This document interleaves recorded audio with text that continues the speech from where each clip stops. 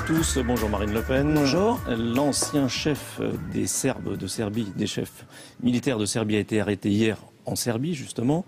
Est-ce que, comme l'ensemble de la classe politique, vous vous réjouissez de cette arrestation? Vous savez, M. Mladic a sans aucun doute commis de très graves exactions, comme tous les camps d'ailleurs dans cette guerre de Yougoslavie. Moi, ce qui me frappe, c'est que j'ai le sentiment dans la justice internationale qu'il y a les bons criminels de guerre et les mauvais criminels de guerre.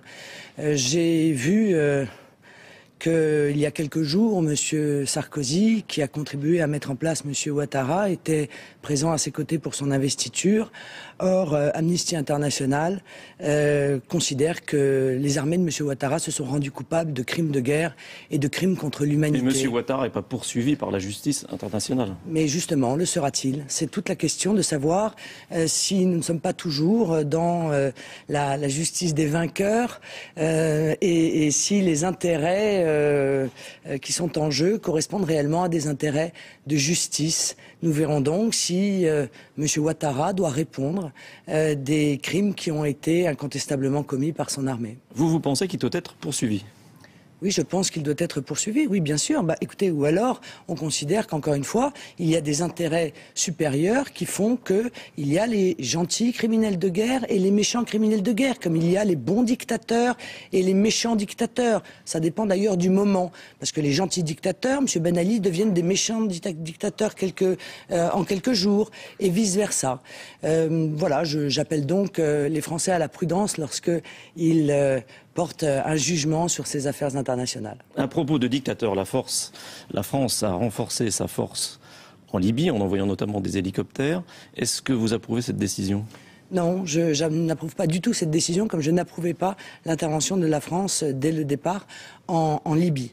Là encore, on peut se poser la question de savoir quid des crimes et des assassinats d'innocentes victimes à la suite des bombardements de l'OTAN, de la Serbie jusqu'à la Libye d'ailleurs.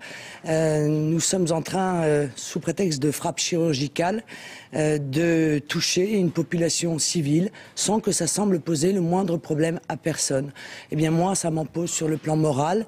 Il y a quelques jours, la France a attaqué le domicile de M. Kadhafi. Je crois qu'on est passé au-delà de la résolution de l'ONU.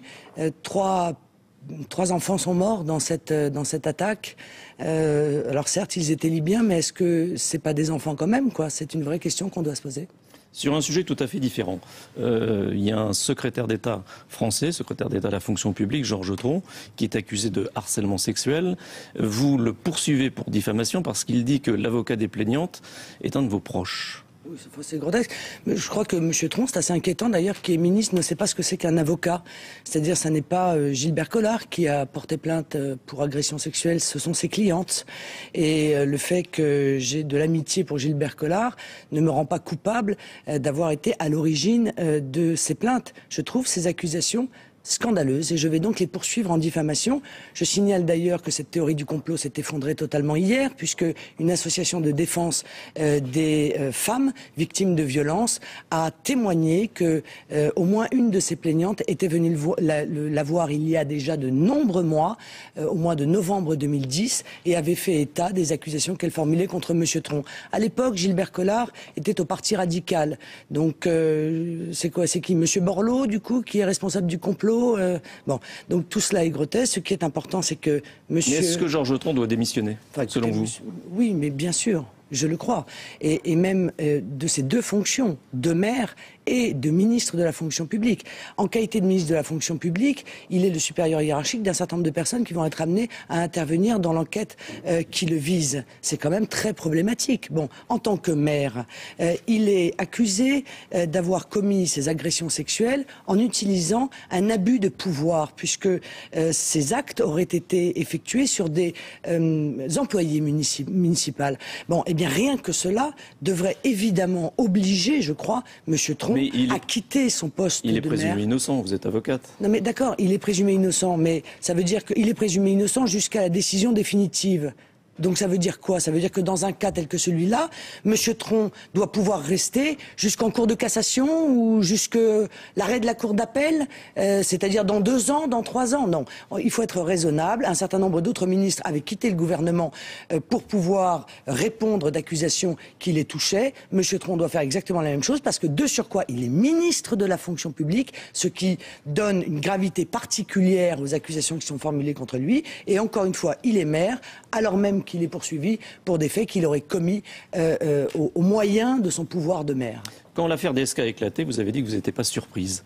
Est-ce que là, vous êtes surprise par ce qui arrive à Georges Tron? Bon, alors je vais encore être obligée de dire la vérité, puisque je suis un peu spécialiste de cela.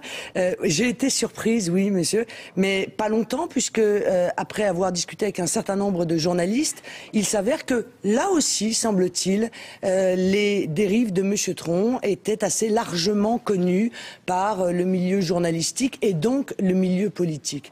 De surcroît, j'ai appris dans Le Monde que M. Sarkozy avait mis en place une sorte de cellule, une police des mœurs, qui avait pour objectif d'enquêter sur la vie personnelle de ses adversaires politiques. Eh bien, j'enjoins M. Sarkozy d'utiliser cette cellule, au passage parfaitement illégale, plutôt pour enquêter sur ses propres amis. Ça lui évitera peut-être quelques surprises.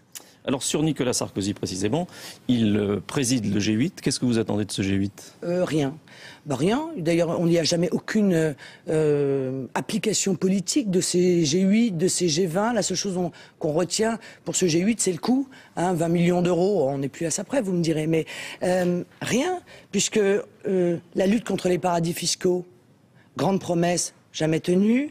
La lutte contre la régulation des banques, grande promesse jamais tenue. Les bonus des traders n'ont jamais été aussi importants. Donc il n'a rien fait. Vous savez, M. Sarkozy, je vais vous dire ce qu'il va faire pendant la campagne présidentielle. Sa stratégie, c'est de faire croire aux Français qu'il les a protégés pendant la crise. Rien n'est plus faux que cela. D'abord, il n'a rien fait, là où d'autres gouvernements ont pris des décisions pragmatiques et concrètes pour protéger le pouvoir d'achat et l'emploi de leur peuple. Et le chômage baisse en France, vous l'avez noté. Non, monsieur, non.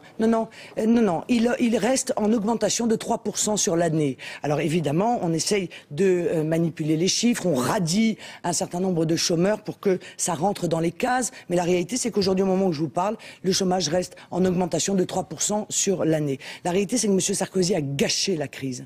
Parce que lorsqu'il y a une crise, il faut se servir de cette occasion justement pour changer les choses, pour sortir de la soumission aux puissances d'argent, pour réguler les banques. Il n'a rien fait de tout cela et il n'a donc absolument pas protégé les Français pendant la crise, bien au contraire. Merci. William, c'est à vous.